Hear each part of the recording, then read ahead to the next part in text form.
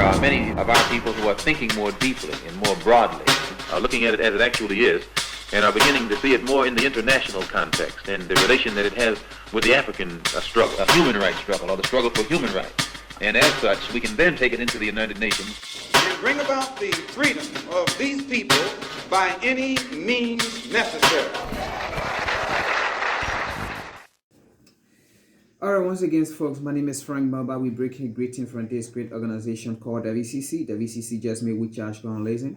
So today's article was written by one of our own comrade Jamel, and the title of the article it says, Ma'Khia Bryant murdered by police as George Floyd received justice. And the readers, the death of George Floyd at the hands of police officer Jerry Chauvin sparked a global outrage. People across the U.S. alongside folks in Kenya, Guinea, and South Africa demanded justice for Floyd, who was 46 at the time of his death due to Chauvin pressing his knee on Floyd's neck nearly 10 minutes during an arrest. Many Africans in America felt Chauvin could get off due to the United States' racist history of letting murderers, especially cops, off the hook who killed us. So, when a guilty verdict was read for all three charges, people celebrated and were even shocked. But then news broke that reminded us that this is still the United States, the United Snake of America, as some people call it, but the United States of America. Now, there is something we want to make it clear before we can proceed to the reading. In the article here, the writer said, the death of George Floyd sparked a global outrage. Now, this is one key factor that we want to look out. Was this global outrage was the cause, or was also the cause of George Floyd family to receive justice from the justice system, to give all three charges against Jerry Chauvin. Because mind you, this is the first time ever, I can say, in the history of the United States, where police brutality is rampant and police killing innocent people is rampant, for somebody to get justice at this time. Because there are many instances where police wrongfully kill an unarmed black man, but the police go free due to the justice system. So this time around, was it because this case went global, and this case, the entire world was watching the court to see what will become the outcome? Was it because the United States was afraid, or the United States justice system was afraid that if they have gone the other way, there will be an outrage, or there will be where a country that so believe in the United States will take away their loyalty? These are some of the things that we want to look at. We know the United States President, Joseph R. Biden, called after the verdict and called George Floyd family. Now, we appreciate that. We love that he called the family to sympathize with the family. But that is not a praise that we are going to give him, because there have been many black brothers and sisters who have been killed by the police, and we have not received any call of that kind. So why this time around? Or because he did it because it was a global attention from the world watching the court, watching America. So the question here is, did he do that so that the world will see and know that the United States have done something great, for his voice to be on the recording, for the entire world to see and say, yes, the president acknowledged it?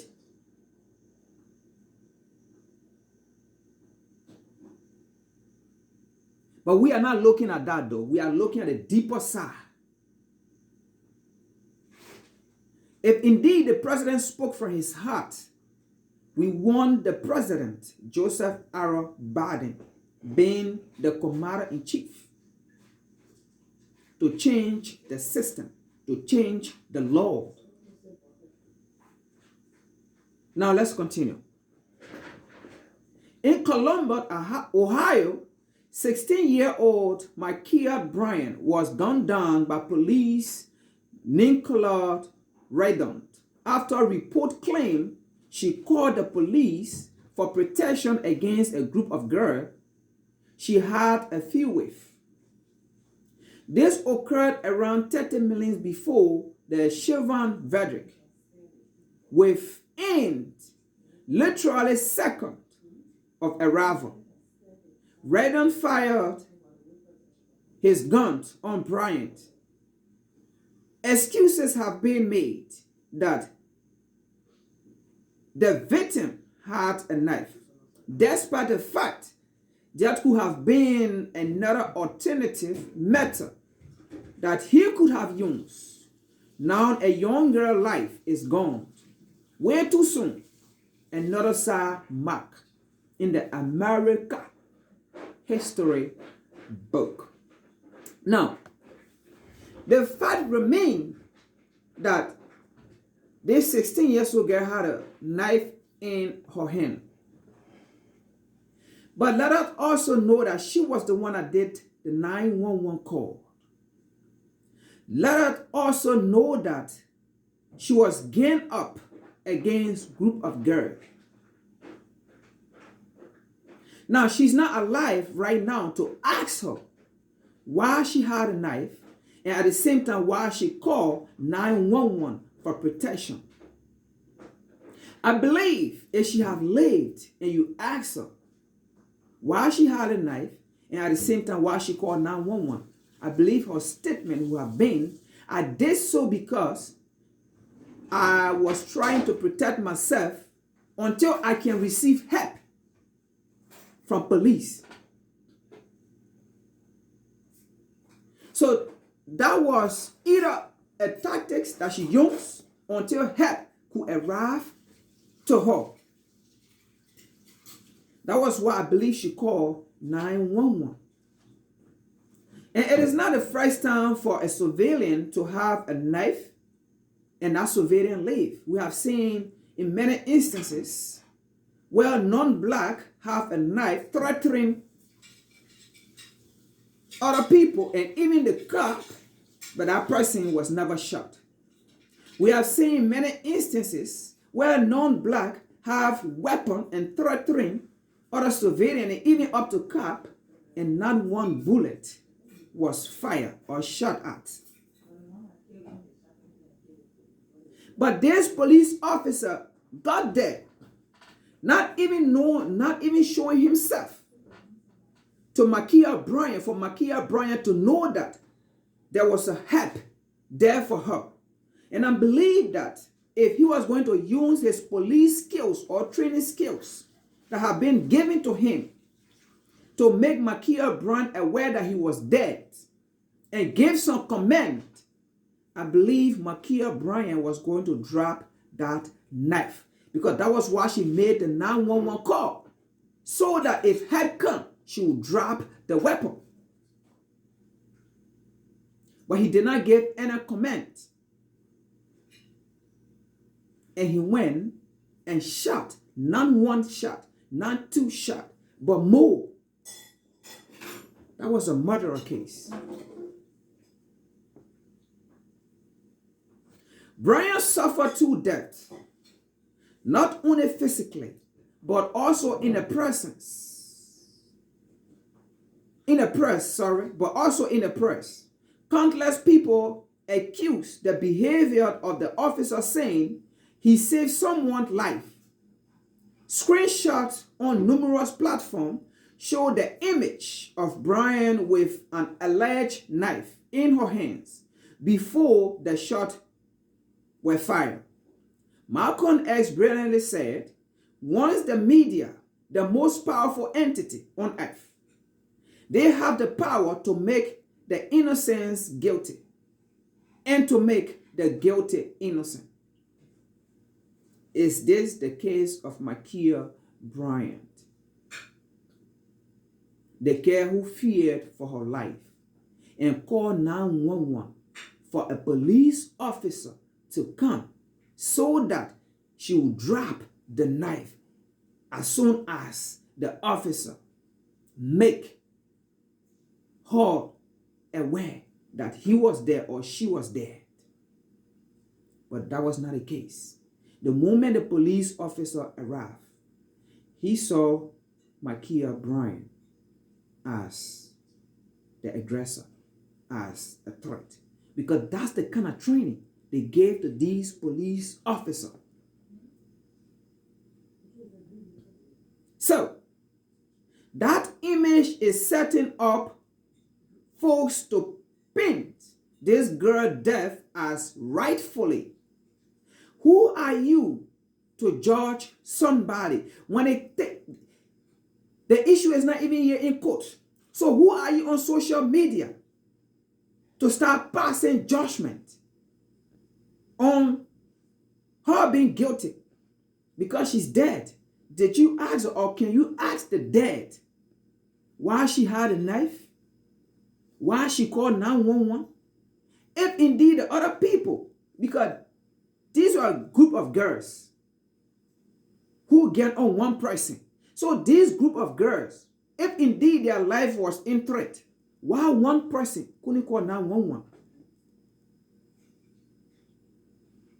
Similar to how they use all social media picture or Trayvon Mountain portraying Thuggeridge to get George Zimmerman off the hook. So you see, people, be careful how you judge your own, because you'll be letting the guilty to go free. And while this girl lie down in grave and get rotten with no justice, and while her family grieve for life till death.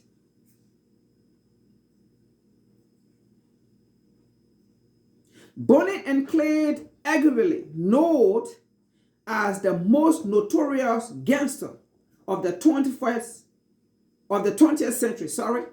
This couple committed numerous crimes in the 1930s, and they were referred in numerous songs, books, and movies to this date.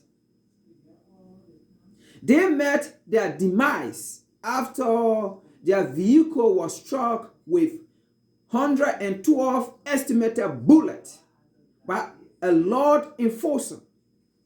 Same year back on Facebook, a picture of Bonnie might surface with her crying after discovering her white daughter was dead.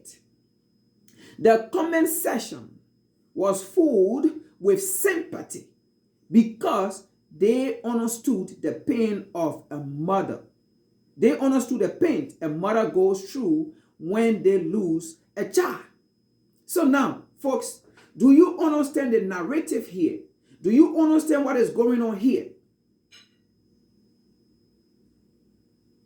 So it is very saddening to see your own being the first to come out and pass on a guilty verdict on a deceived.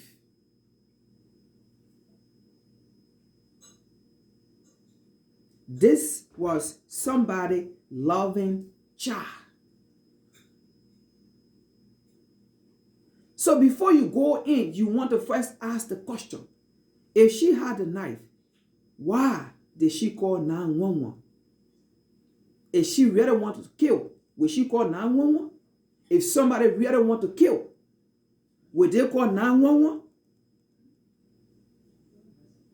I don't believe so.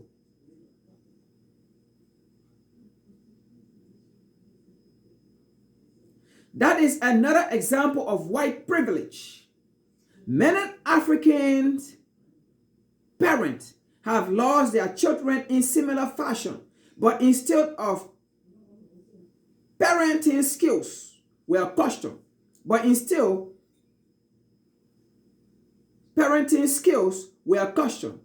we were called unfit, and we were told we raise thoughts. Africans have to be darn near perfect to get the benefit of the doubt. Seriously, ask yourself this question. If a red-haired, pale-skinned Caucasian thing was riddled with 4 bullets, would people condemn her or place blame on those who fired the shot? Why is it a drunk white college student is considered a kid, but a 12-year-old Ma'Khia Bryant is treated as an adult? People praising Bryant's death is sickening and speak to how white supremacy work. And some of our own brothers and sisters are even there to help the system, are even there to help white supremacy succeed, are even there to back white supremacy by passing judgment and not looking at even other cases, not even looking at other examples that happen to non-black, how the case or these cases or were being treated and handled.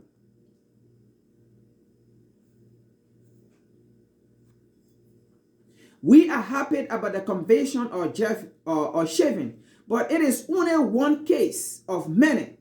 This one was so obvious that even most racists couldn't find many excuses for it because it was global. The tragedy of Ma'Khia Bryant's death on the same date of Floyd trumpet showed that you don't fight individual cases. You fight system. George Floyd was executed, even though the largest masses uprising occurred since the assassination of Dr. Martin Luther King Jr. Several Africans have been killed by police officers since May 25th, 2020. Though Donald Trump might have been the most openly racist president in the U.S. ever had, current President Joseph Biden condemned Luther in Minnesota instead of what the root of the issue that caused the outrage, which is racism. Biden is on the list with many other Democratic presidents who talk a good game when it comes to the African community, but rarely enforce change. Rest in peace, George Floyd, Ma'Khia Bryant, Makhia Bryant, Philadelphia Concha, Eric Garner, Breonna Taylor, St. Paul, and a whole bunch more who were killed during police brutality. Though one victory was won, we cannot expect that to continue based on how wicked the Europeans behave in the Western world. It's time leave such Babylon system and focus on building self to reflect on our perspective and on our experience. So, folks, join We Charge Colonialism and any other organization seeking to fight for Black issue, to liberate Black consciousness into reality. Thank you for listening, and thank you for sharing, and thank you for subscribing to our YouTube channel and our Facebook. Follow us and join us as we handle the issue of Black people worldwide. Thank you.